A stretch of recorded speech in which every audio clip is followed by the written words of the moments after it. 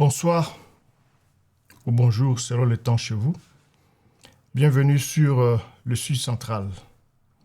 Aujourd'hui, nous allons analyser une bataille que peu de gens voient vraiment. Une bataille qui se déroule pas seulement sur le terrain militaire des armes, mais dans le mot, dans les récits, dans les stratégies invisibles. En l'espace de 2 semaines, 3 figures majeures ont parlé.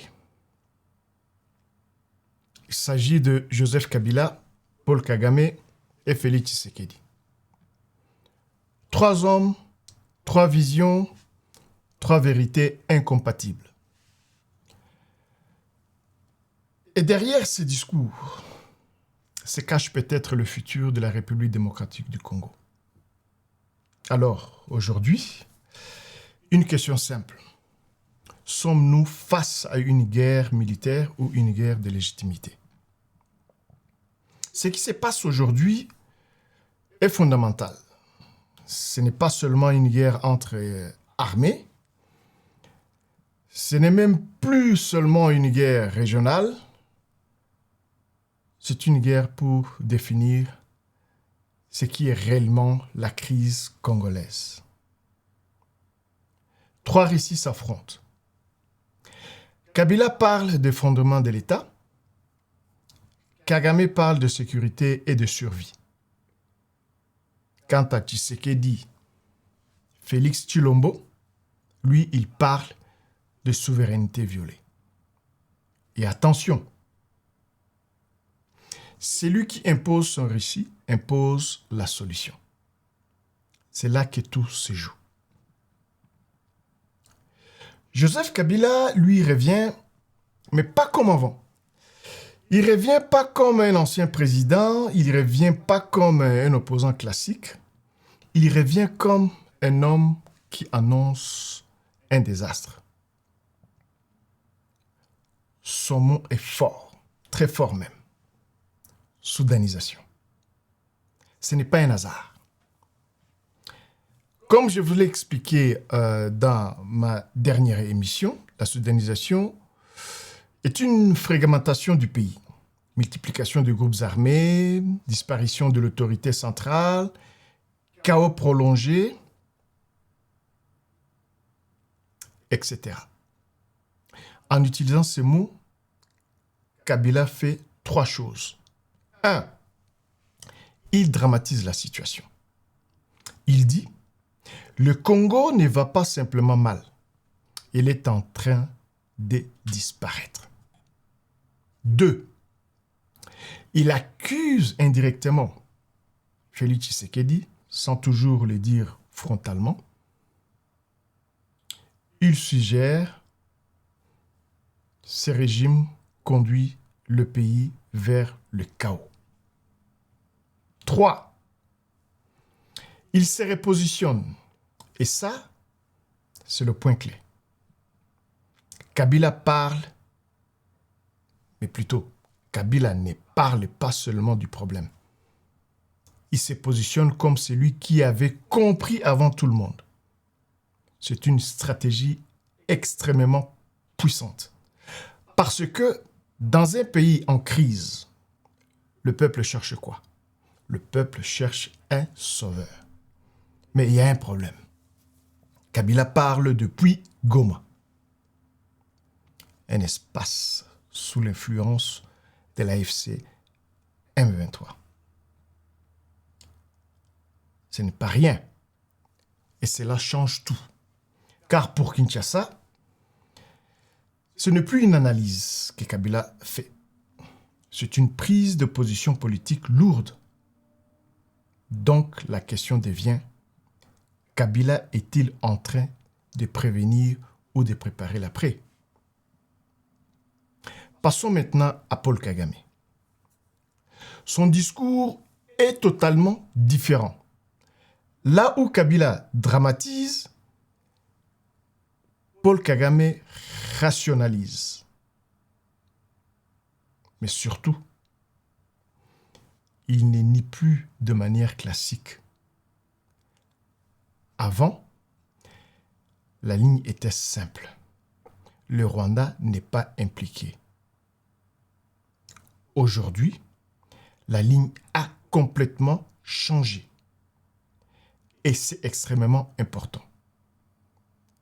Kagame dit en substance, nous prenons des mesures défensives et il va même plus loin.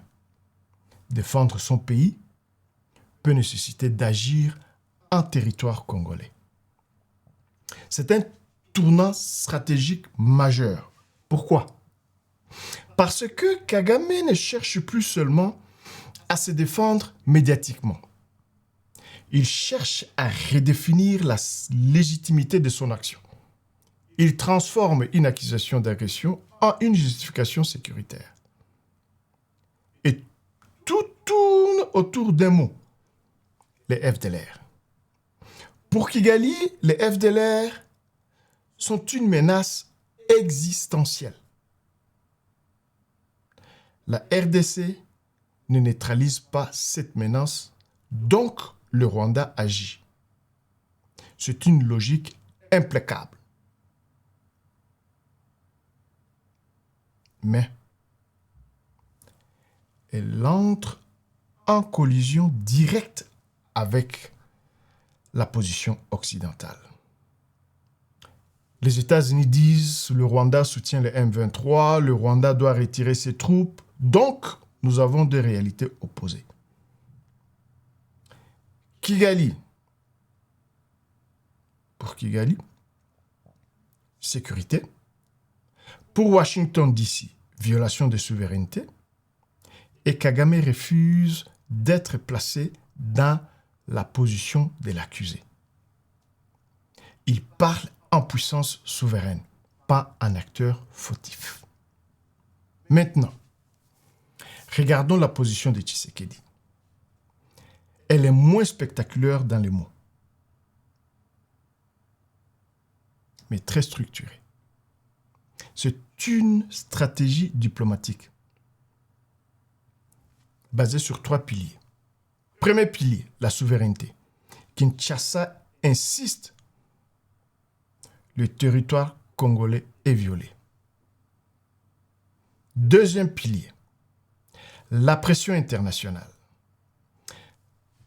Les sanctions américaines, mobilisation diplomatique, processus de Washington et de Doha.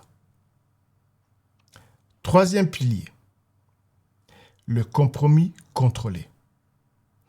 La RDC accepte de traiter la question des FDLR, de coopérer dans un cadre international, mais elle exige les retraits des forces rwandaises,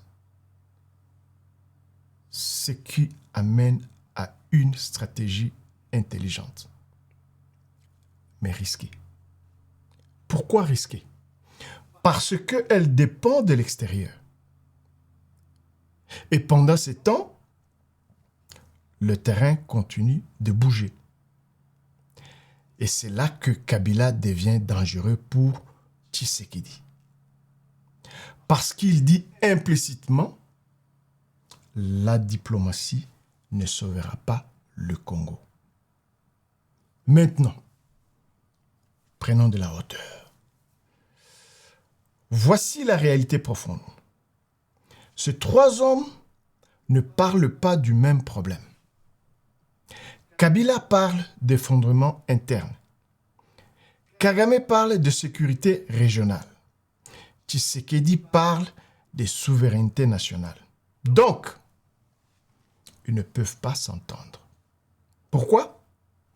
Parce qu'ils ne vivent pas dans la même réalité stratégique, tout simplement. Et c'est cela le vrai danger.